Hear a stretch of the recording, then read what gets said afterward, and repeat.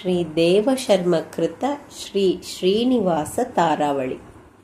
श्रीवेङ्कटेशं लक्ष्मीशमनिष्ठघ्नमभीष्टदं चतुर्मुखाख्यतनयं श्रीनिवासं भजे निशम्। यदपाङ्गलवेनैव ब्रह्माद्या स्वपदं ययुः महाराजादिराजं तं श्रीनिवासं भजे निशम्।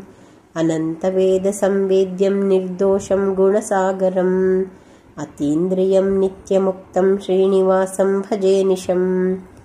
स्मरणात् सर्वपापघ्नं स्तवनादिष्टवर्षिणं दर्शनात् मुक्तिदं चेशं श्रीनिवासं भजे निशम्।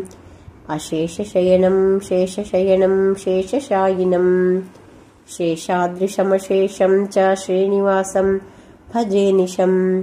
भक्तानुग्राहकं विष्णुं सुशान्तं गरुडध्वजं प्रसन्नवक्त्रनयनं श्रीनिवासं भजे निशम्। भक्तभक्तिसुपाशेन बद्धसत्त्वादिपङ्कजं सनकादिध्यानगम्यं श्रीनिवासं भजे निशम्। गङ्गादितीर्थजनकपादपद्मं सुतारकं शङ्खचक्राभयवरं श्रीनिवासं भजे निशम्। सुवर्णमुखीतीरस्थं सुवर्णेढ्यं सुवर्णदं सुवर्णाभं सुवर्णाङ्गं श्रीनिवासं भजे निशम्। श्रीवत्सवक्षसं श्रीशं श्रीलोलं श्रीकरग्रहं श्रीमन्तं श्रीनिधिं श्रीढ्यं श्रीनिवासं भजे निशम्।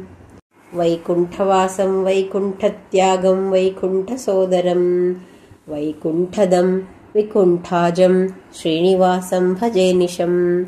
दशावतारस्तुतिः वेदोद्धारं मत्स्यरूपं स्वच्छाकारं यदृच्छया सत्यव्रतोद्धारं सत्यं श्रीनिवासं भजे निशम्।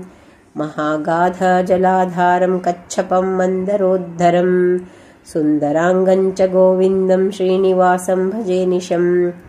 वरं श्वेतवराहाख्यं संहारं धरणीधरं स्वदंष्ट्राभ्यां धरोद्धारं श्रीनिवासं भजे निशम्। प्रह्लादाह्लादकं लक्ष्मीनृसिंहं भक्तवत्सलं दैत्यमत्तेभदमनं श्रीनिवासं भजे निशम्। नमस्ते वासुदेवाय नमः संकर्षणाय च वामनाय नमस्तुभ्यं श्रीनिवासस्वरूपिणे। वामनं वामनं पूर्णकामं भानवमानवं मायिनं बलिसम्मोहं श्रीनिवासं भजे निशम्। चन्द्राननं कुन्ददन्तं कुराजघ्नं कुठारिणं सुकुमारं भृगुरुषे श्रीनिवासं भजे निशम्। श्रीरामं दशदिग्व्याप्तं दशेन्द्रियनियामकं दशास्यघ्नं दाशरथिं श्रीनिवासं भजे निशम्। गोवर्धनोद्धरं बालं वासुदेवं यदूत्तमं देवकीतनयं कृष्णं श्रीनिवासं भजे निशम्। नन्दनन्दनमानन्दम् इन्द्रनीलं निरञ्जनं श्रीयशोदायशोधं च श्रीनिवासं भजे निशम्। गोबृन्दावनगं वृन्दावनगं गोकुलाधिपम् उरुगायं जगन्मोहं श्रीनिवासं भजे निशम्। पारिजाताहरं पापहरं गोपीमनोहरं गोपीवस्त्रहरं गोपं श्रीनिवासं भजे निशम्।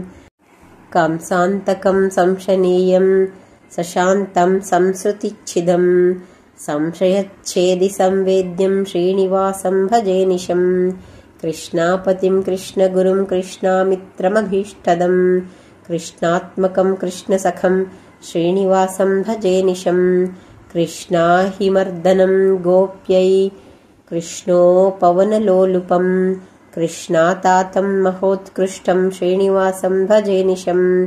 बुद्धं सुबोधं दुर्बोधं बोधात्मनं बुधप्रियं विबुधेशं बुधैर्बोध्यं श्रीनिवासं भजे निशम्।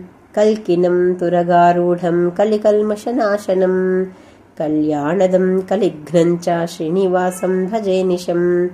श्रीवेङ्कटेशं मत्स्वामिन् ज्ञानानन्ददयानिधे भक्तवत्सलभो विश्वकुटुम्बिन्नधुनाव माम् अनन्तवेदसंवेद्या लक्ष्मीनाथाण्डकारण ज्ञानानन्दैश्वर्यपूर्णा नमस्ते करुणाकरा इति श्रीदेवशर्मकृत श्री श्रीनिवासतारावळी।